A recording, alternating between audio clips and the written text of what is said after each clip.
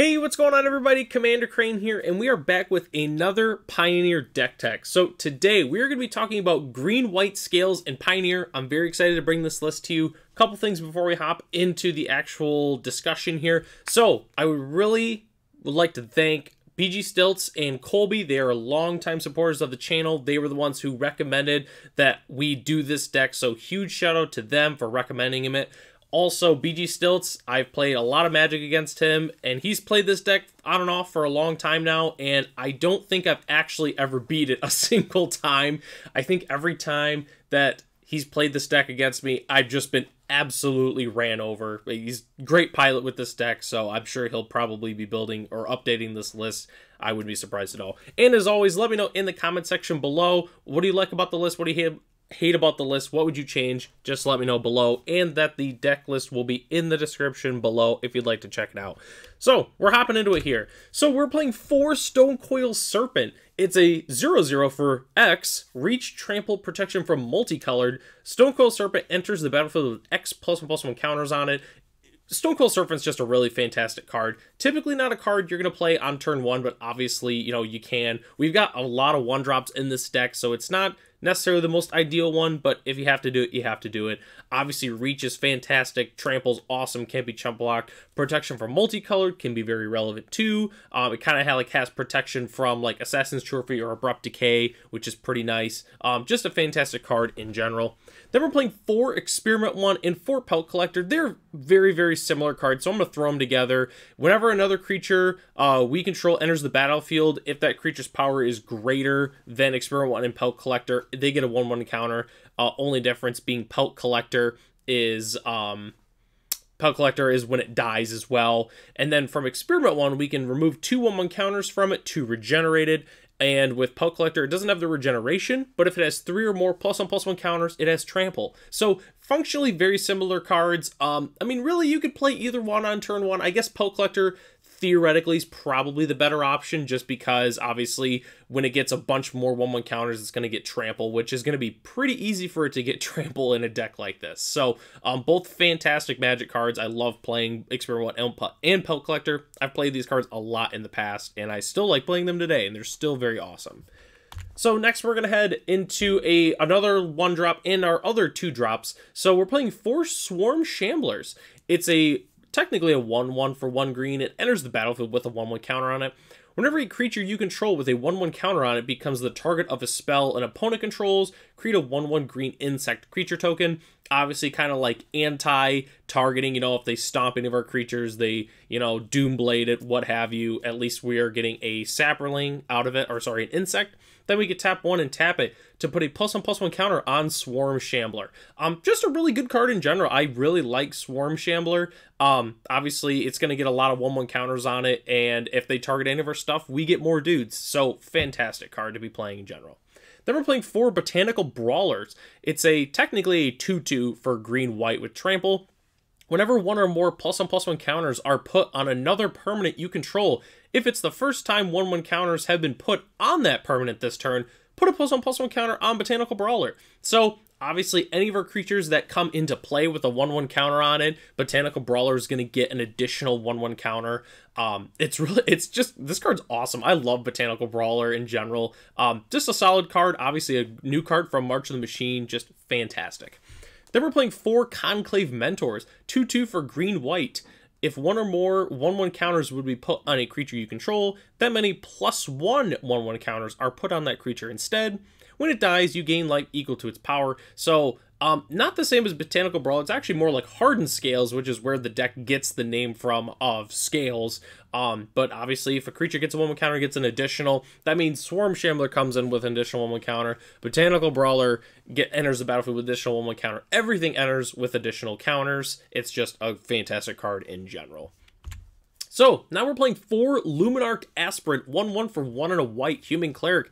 At the beginning of combat on your turn, put a +1/+1 counter on target creature you control. Obviously, it's a great way to keep getting those +1/+1 counters with like Botanical Brawler and the Conclave Mentor. They get 2 counters instead. We put them on a dude, and then we trigger that. We trigger Botanical Brawler. Botanical Brawler gets a 1/1 counter. Oh, but oh wait, it's the first time it's gotten a counter this turn, so it gets 2 +1/+1 counters, and that's kind of where the ball just keeps rolling for the most part with all the 1/1 counters. So Luminarch Aspirant, fantastic card. It's kind of, when it was first printed, I didn't think the card was that good, and then when you play against it and play with it, you realize how insanely powerful this card is.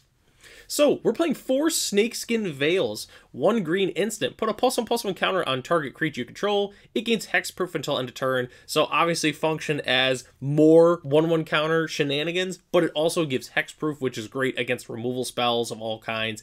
Its Snakeskin Veil is just awesome. I considered playing Tyvar Stand, but it doesn't give 1/1 counters, unfortunately, and that's kind of the theme we're going for, so that's why we're playing Snakeskin Veil. Then we're playing 2 Dromoka's Command, green and a white instant. Choose 2. Prevent all damage target instant or sorcery spell would deal this turn. Target player sacrifices an enchantment. Put a +1/+1 counter on target creature, and target creature you control fights target creature you don't control. So this card does a lot. Obviously, if our opponent's playing an enchantment, like if they're playing like a Leyline Binding, we can make them sacrifice it. We can put more +1/+1 counters on our creatures. We can prevent damage from an instant or sorcery, so like an Anger of the Gods or like a Stomp, that kind of thing.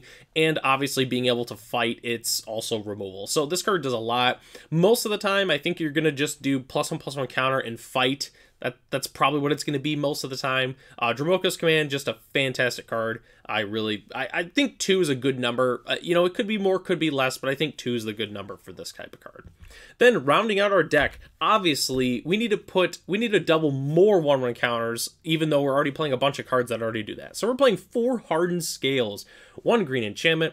If 1 or more 1/1 counters would be placed on a creature you control, that many +1/+1 counters are placed on it instead. Obviously, I can't say enough good things about Hardened Scales. Card is just absolutely fantastic. You know, if we're in Magical Christmas Land, we can go like turn 1 Pelt Collector, turn 2 Hardened Scales, the Shambler. Oh, it's a 2/2 because of Hardened Scales, and then trigger, boom, we trigger the Pelt Collector. I'm pretty sure because we place on a creature that many +1. Yeah, so whatever. Fantastic Magic card. We have so many token. They're not 1/1 counter doublers. It just adds an additional. But when we're playing 3 cards, 3 things in play at once that do that, it's like, oh, it gets 1 counter. Nope, it's getting 3, and we're triggering our other things too. So absolutely nuts card. Then we're playing 2 Ozolith the Shattered Spire. It's a new card from March of the Machines, 1 green legendary artifact. If 1 or more +1/+1 counters would be put on an artifact or creature you control, that many +1/+1 counters are put on instead, so the same text as Hardened Scales. But we can also tap 1 green and tap it to put a 1/1 counter on target artifact or creature you control, activate only as a sorcery, and then it has cycling 2. We can discard it to draw a card. So Ozolith the Shattered Spire is fantastic. I really can't say enough good things about it. It's just basically more copies of Hardened Scales, although it is legendary and it is 2 mana, so you know we're not playing as many copies. With Hardened Scales, I guess I should have mentioned this before, I've been seeing a lot of different ways with 1/1 counters. I've been seeing like some more artifact heavy decks with like Teething Wormlet, that kind of thing. I've also seen some humans lists for 1/1 counters. I decided to play a more traditional, not as much, I mean there's a lot of synergy with this deck, but not as much tribal or like typing synergy, more just good 1/1 counter cards. So I figured I would also mention that as well. So that is our entire main board except for our lands. We've got 4 Temple Garden, 4 Razorverge Thicket, and 2 Brushland. Pretty staple green-white lands, not a lot to say about them. Then we're playing 4 Branchloft Pathway. It's the green-white flip land, comes in untapped on the color of our choice. Then we're playing 1 Boseiju Who Endures and 1 Aganjo. Obviously just staple legendary lands. Obviously the channel effect is extremely good with them. Really not too much to say about them. Then we're playing 2 Lair of the Hydra, obviously a fantastic man land. We can tap X in a green to make it an XX green Hydra until end of turn, obviously great. And we can also stack 1/1 counters on it. If we animate it, then we have Luminarch Aspirant, boom, Luminarch Aspirant puts a counter on, but oh wait, we've got 2 other dudes, so it's getting 3 1/1 counters, and the 1/1 counters stay on when it is no longer a land. So fantastic card to play in this deck. Then we're playing 1 Forest and 1 Plains. As the spicy lands for the day, I decided to use the Double Masters versions of these lands. I know the original ones were, I believe, an Unhinged was whatever the second set was, but I chose these ones because they're like a fraction of the price and it's the same land. So I just, yeah, I love these lands in general. I like the art. They're just fantastic artwork. So John Avon, one of the best Magic artists in the entire game. Just figured I would mention that. So, all right, now we are hopping into our sideboard here. We're playing one Jegantha. Yes, we get a companion. I did not mention Jegantha at the beginning. So for instance, in the past, we've done some Obosh decks where Obosh is a bigger piece of the deck. Jegantha's not really a big piece of the deck. It's just we can play it just because we can. It's free. So that's why we're playing the Jegantha. 5/5 for 4 green-red.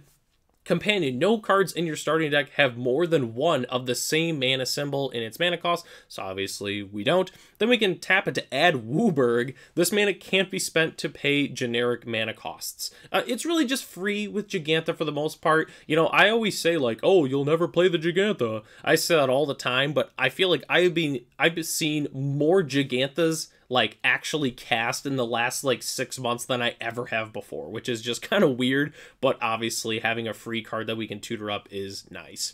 Then we're playing 3 Thalia, Guardian of Thraben, 2/1 for 1 and a white, legendary human, first strike, non-creature spells cost 1 more to cast. Yeah, there's no 1/1 counter shenanigans with this card, it's just that good. So Thalia obviously is fantastic against decks that are playing a ton of non-creature spells. We bring it in against everything that's like that. Thalia is incredibly annoying for them.